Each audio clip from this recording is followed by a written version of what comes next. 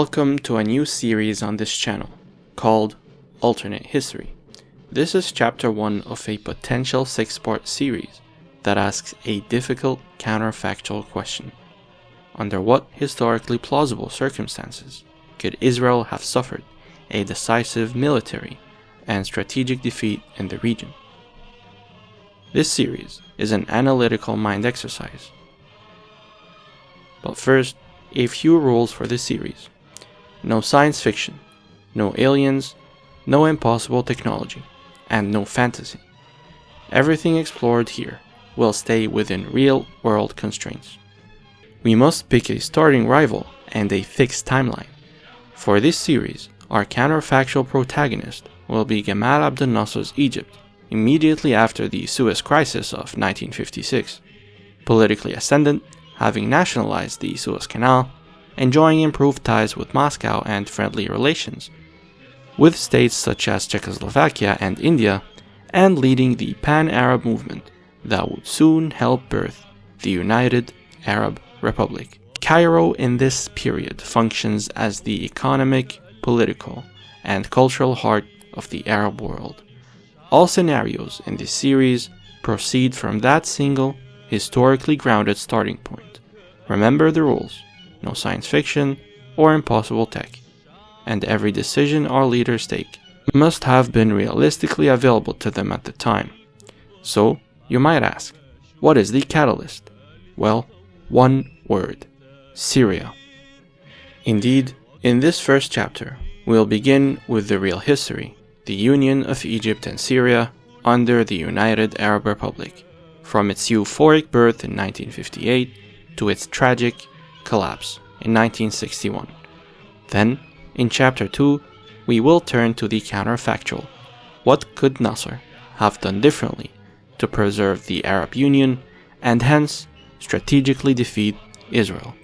Within the rules of this series, we will explore how history might have better treated the Arabs if Cairo had acted with simply different strategies. This way, the series will flow from fact to possibility, always grounded in historical reality. By the summer of 1957, Syria was more fragile than it had ever been since independence. In just 12 years, the country had cycled through coups like seasons. Cabinets rose and fell. Presidents lasted months, not years. Damascus had become the capital of uncertainty. And now, a new shadow loomed. Afif al-Bizri, chief of staff of the Syrian army, leaned heavily towards the communist. His ties to Moscow were an undisputable fact. Officers under his influence admired the Soviet model and wanted it to be transplanted into the Levant. For Syria's old landowning elite, for merchants in Aleppo and Damascus, for the conservatives in the officer corps, this was their nightmare. So in early 1958, a delegation of Syrian officers took it upon themselves to take a massive gamble. They barged into Cairo, stormed Gamal Abdel Nasser's office, and offered Syria on a golden plate. Nasser froze. This was not what he had expected. Union with Syria had been a dream dangled in speeches, a slogan for the Arab street. But here it was, dropped in his lap, immediate and unavoidable. He hesitated. He knew Syria was unstable, riddled with factions. He knew that Egypt might be swallowing poison. But he also knew that refusing meant losing Syria forever, and with it, the dream of pan-Arab leadership. And so, in February of 1958, a plebiscite was staged. As expected, ballots showed near unanimous support for the Union. Across the Arab world, the news hit like thunder. For the first time in centuries, and ever since the Fatimid Caliphate's glory days in the thousands, Cairo and Damascus were once again tied under one centralized Arab flag. The United Arab Republic was born on the 22nd of February, 1958. Overnight, Egyptian President and Commander-in-Chief of the Egyptian Armed Forces, Gamal Abdel Nasser, became the symbol of Arab destiny. But the very way the Union was built fast, desperate, and improvised, planted the very seeds of its collapse. Once the euphoria had faded, reality had arrived. Emboldened by his now near mythical status within the Arab world, Nasser wasted no time dismantling Syria's fragile democracy. Immediate actions were taken to dismember Syria's already fragile social and political fabric. With parliament dissolved, and with political parties, be it Ba'athi, communist, or liberal, abolished overnight, only one voice remained: Nasser's strongman rule, run from the heart of Cairo. Syrians expected partnership, but what they got instead was annexation. Egyptians steamrolled into Damascus to fill ministries. Petroleum, finance, industry and defense, all handed to Egyptians. Mustafa al-Barudi, a respected Syrian minister, put it bluntly: Egyptians had spread like octopuses across Syria's institutions. His words captured the very suffocation Syrians felt. Every lever of power pulled by an Egyptian hand, every decision stamped in Cairo, and every facet of political life now controlled by the Egyptians. The Baathists, led by their respected leader Mishar Aflaq, who had dreamed of unity since the 1940s, suddenly found themselves irrelevant. The revolution had been stolen. Nasser, who believed unity required discipline and crushing military rule, saw no problem. To him, authority centralized in Cairo equated to absolute efficiency, but to Syrians it was colonization. On top of the military rule came the economic hammer blow. In 1960, Nasser unveiled his sweeping socialist program, nationalizing businesses and entire industries. In Egypt, Nasser's unionization policies were moderately successful in the short term.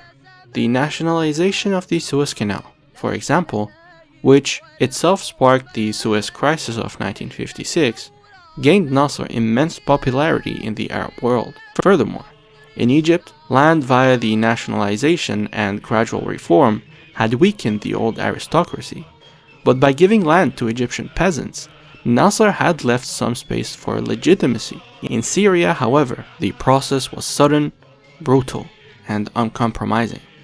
Large land holdings were slashed.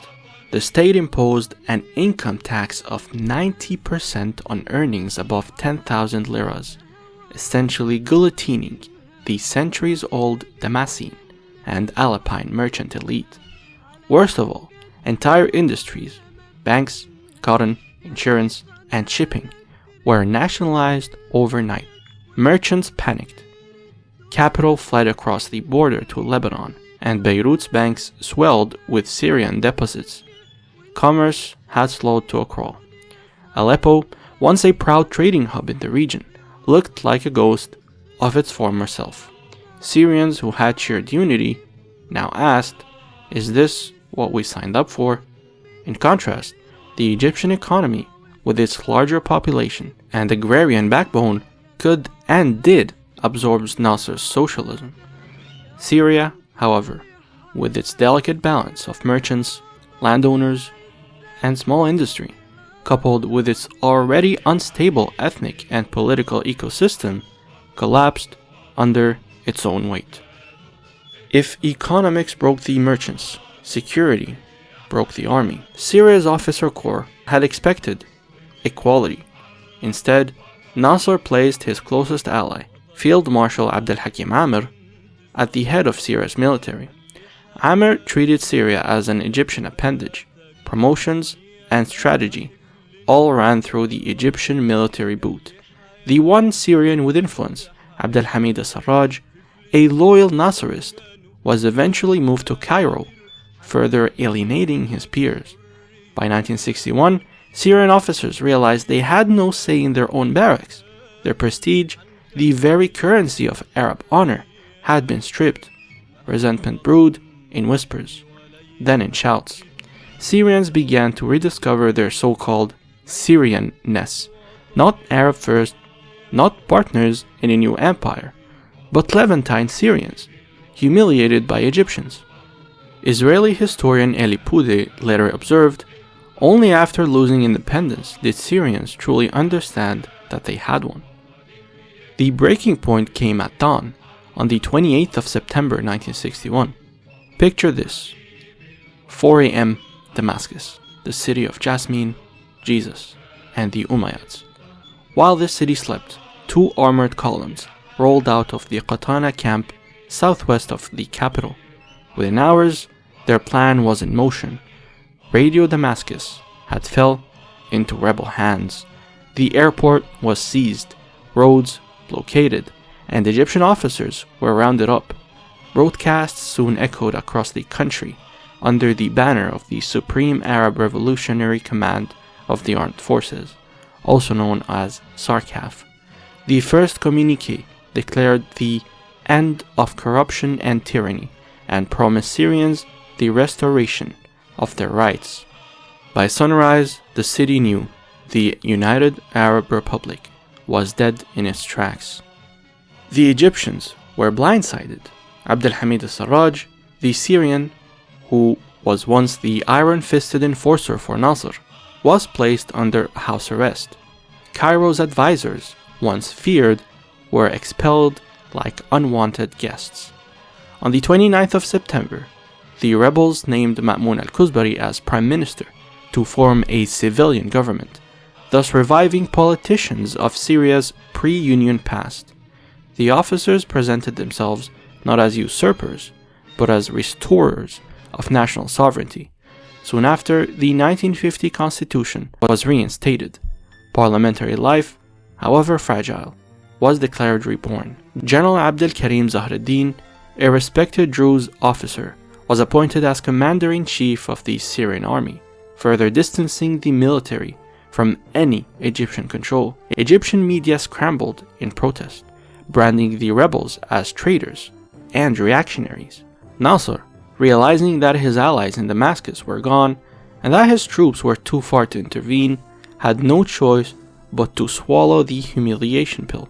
And so, by the 5th of October 1961, with the writing on the wall, he begrudgingly recognized Syrian succession.